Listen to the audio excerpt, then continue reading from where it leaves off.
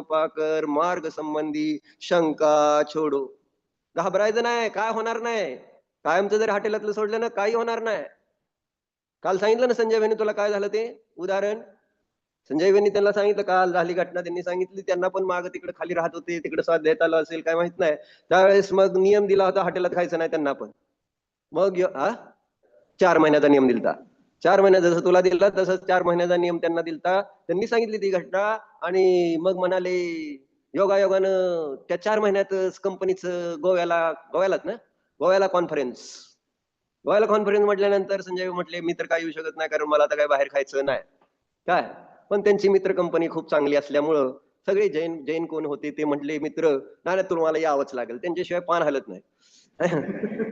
कुठलं रत्नत्रय आणि मंदिराच. मग ते म्हटले की तुम्हाला यावं लागतंय, आम्ही तुमचे डबे आणतो खायला आणतो सगळं, पण तुम्हाला यावं लागतंय. असं म्हटल्यानंतर आता जावं लागतंय. मग त्यांनी सगळे म्हटल्यावर घरच्यांनी पण भरपूर डबा बिबा चांगला आता बाहेर खाणार नाही म्हटल्यानंतर करून दिलं होतं सगळं यश. आणि त्यांनी पण आणलं. मग ह्यांचं काय विमान काय गाडी जी पोचली तिथं पोचली लेट, जेवणाच्या टायमानंतर पोचली. भूक लागलेली आहे काय मिळालेलं नाही आणि झालं. उशीर झालेला होता. नेमकं त्या हॉटेल समोर येऊन थांबले जिथे त्यांना जेवायची व्यवस्था होती.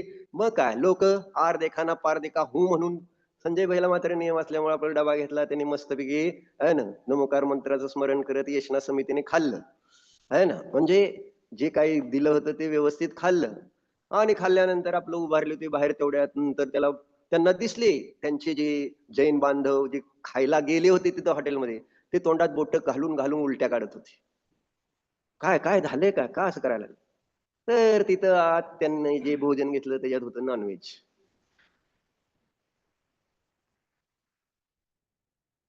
भूक लागली काय कळलं नाही, काय खातोय कळलं नाही. पण खाल्ल्यानंतर अरे आम्ही जैन आणि आपल्याला नॉनव्हेज खावं लागलंय, मग उलट्या काढते.